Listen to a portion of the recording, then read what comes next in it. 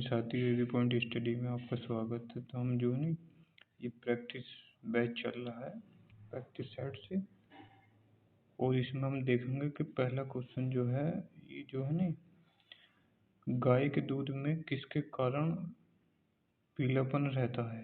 गाय के दूध में किसके कारण पीलापन रहता है। जो गाय का दूध होता है उसमें पीला पीला होता है थोड़ा हल्का, तो किसके कारण होता है वो?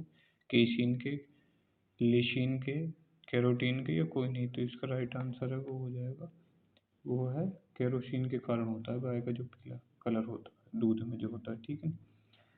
क्वेश्चन नंबर 2 की बात करें तो HIV की खोज की थी। HIV की खोज किसने की थी? कोल्फ ने की थी, लुक मार्टेनियर ने की थी, फ्लेमिंग ने की थी, एडवर्ड जेनर ने की थी। तो इसका जो राइट आंसर है वो है लुक मार्टेनियर ने की थी। किसने की थी? लुक मार्टेनियर ने की थी। ठीक है। नेक्स्ट क्वेश्चन की बात करें तो नेक्स्ट क्वेश्चन है, पौधों में वाष्पोत्सर्जन दर के निर्धारण के लिए किस यंत्र का उपयोग किया जाता है? पौधों में जो वाष्पोत्सर्जन दर होती है उसके निर्धारण के लिए किस यंत्र का प्रयोग करते हैं? पोटोमीटर का, पोरोमीटर का, बैरोमीटर का, या टेंशियोमीटर का। तो इसका जो राइट आंसर है वो हो जाएगा पोटोमीटर का। किसका? पोटोमीटर का। ठीक है। नेक्स्ट क्वेश्चन है, क्वेश्चन नंबर है 4। मानव त्वचा में पाए जाने वाला वर्णक है मेलानिन, केरोटीन, लाइकोपिन, फाइटोक्रोम। तो इसका जो राइट आंसर है वो हो जाएगा मेलानिन। जो मेलानिन पदार्थ होता है मानव त्वचा में जो कहता है, आप जब यानी कि आप कभी सूरज की धूप में यानी कि धूप में खड़े होते हो तो आपको जो है ना हल्की सी स्किन जो होती है ना काली पड़ जाती है, जहाँ पे इसकी धूप पड़ती है, सूरज की किरणें होती है वहाँ पड़ती, तो वहाँ थोड़ी स्किन आपकी जो है ना काली सी पड़ जाती है। तो उसका होता क्या है कि तो जो मानव की त्वचा में होते हैं ना वो मेलिसाइट कोशिकाएं होती हैं, जो जिससे क्या होता है वो मिलेनिन निकालती है, चॉकलेटी पदार्थ निकालती है जिसे मिलेनिन कहते हैं। तो इसी कारण जो है ना हमारी त्वचा थोड़ी श्यामली पड़ जाती है। ठीक है ना। और उसके बाद 5वां क्वेश्चन की बात करें तो है डायलिसिस मशीन का आविष्कार किसने किया था? बोस ने किया था, कोल्फ ने किया था, ओपरिंग ने किया था, फाइटोक्रोम ने किया था।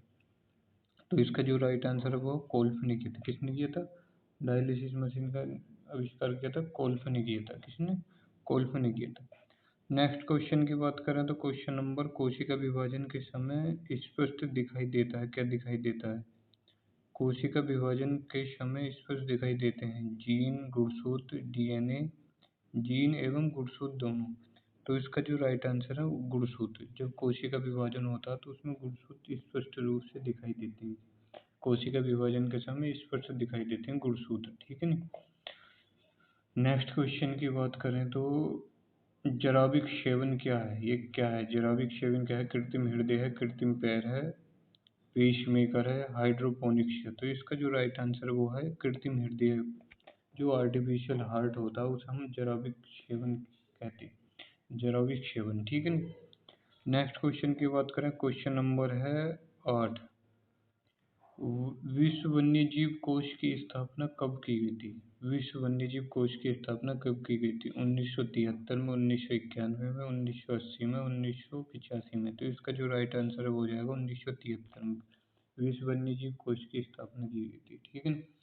नेक्स्ट क्वेश्चन की बात करें तो डबल रोटी के निर्माण में किस कवक का प्रयोग करते हैं? डबल रोटी जो होती है ना वो जो फूली फूली होती है उसमें जो कवक का प्रयोग करते हैं उसमें किस कवक का प्रयोग है?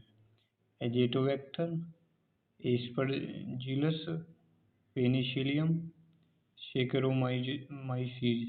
तो इसका जो राइट आंसर है वो हो जाएगा सेकेरोमाइसीज का प्रयोग करते हैं। सेकेरोमाइसीज, सेकेरोमाइसीज का प्रयोग करते हैं। ठीक है ना। इसका राइट आंसर ऑप्शन डी हो जाएगा। नेक्स्ट क्वेश्चन की बात करें, क्वेश्चन नंबर है 10।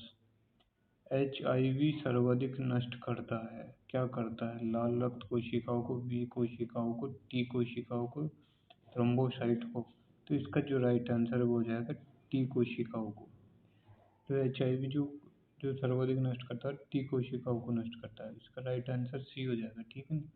नेक्स्ट क्वेश्चन की बात करें तो दोहरा निषेचन होता है वायोफाइट में, अवृतबीजी पौधों में, टेरिडोफाइट में, जिम्नोस्पर्म में। तो इसका जो राइट आंसर है वो हो जाएगा आवृतबीजी पौधों में दोहरा निषेचन होता है। आवृतबीजी पौधों में, ठीक है ना, आवृतबीजी पौधों में दोहरा निषेचन होता है, ठीक है। इसका राइट आंसर है वो हो जाएगा आवृतबीजी पौधों में, ठीक है, ऑप्शन बी सही हो जाएगा।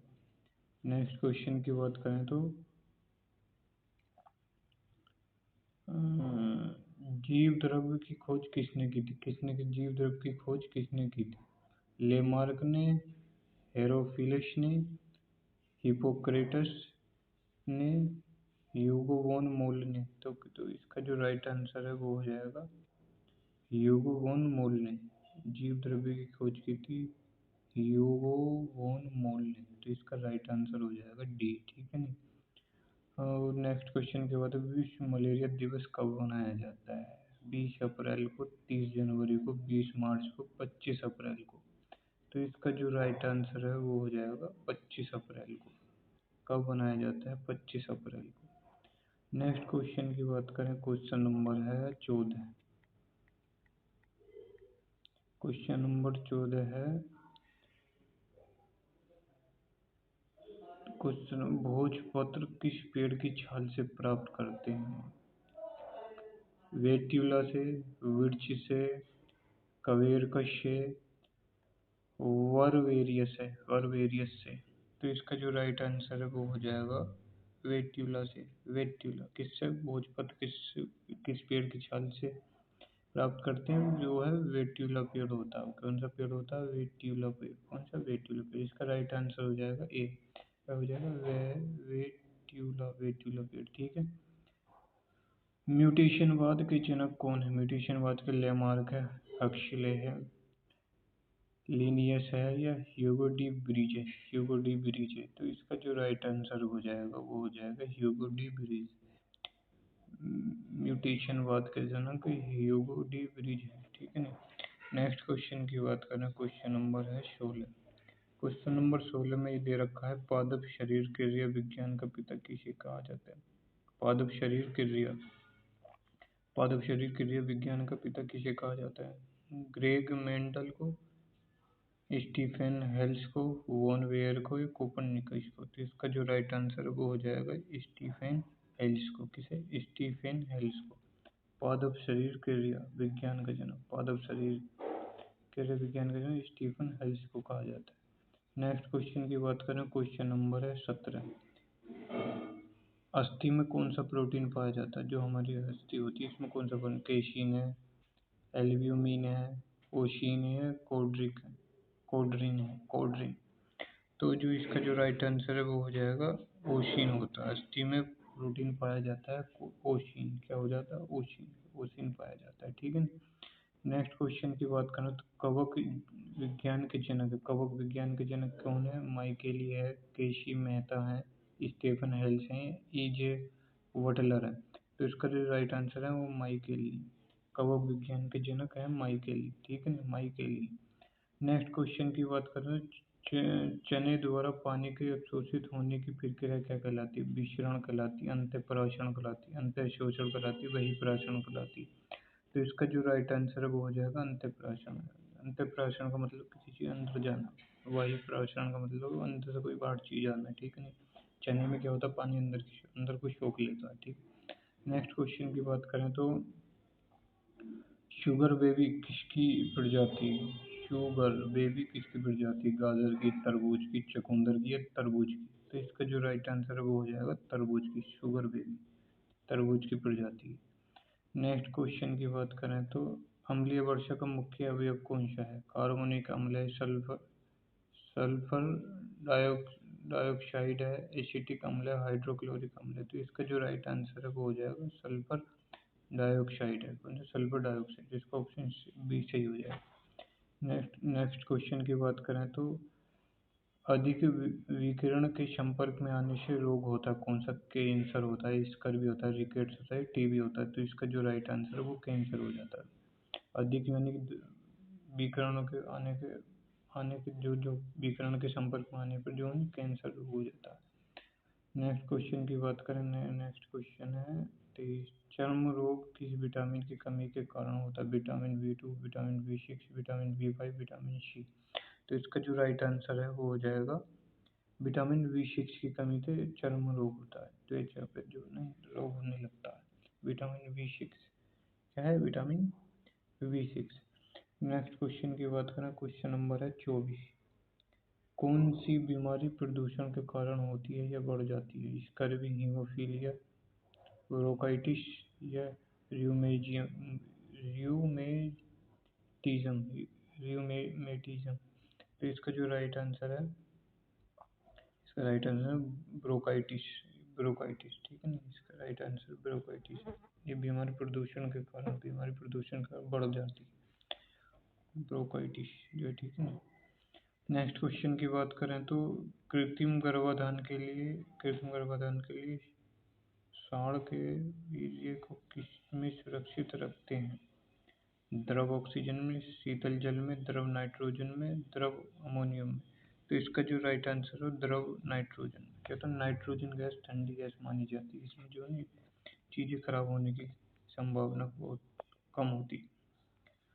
क्वेश्चन नंबर है 26। कौन सा रोग जीवाणु के कारण होता है? कौन सा रोग जीवाणु के कारण होता है? खसरा, मलेरिया, पोलियो या टीबी। तो इसका जो राइट आंसर है वो टीबी, जीवाणु को बैक्टीरिया के कारण होती है, ठीक है। कौन सा रोग जीवाणु के कारण होता है वो है टीबी, ठीक है। नेक्स्ट क्वेश्चन की बात करें तो नेक्स्ट क्वेश्चन हो जाएगा हमारा, और नेक्स्ट क्वेश्चन हो जाएगा हमारा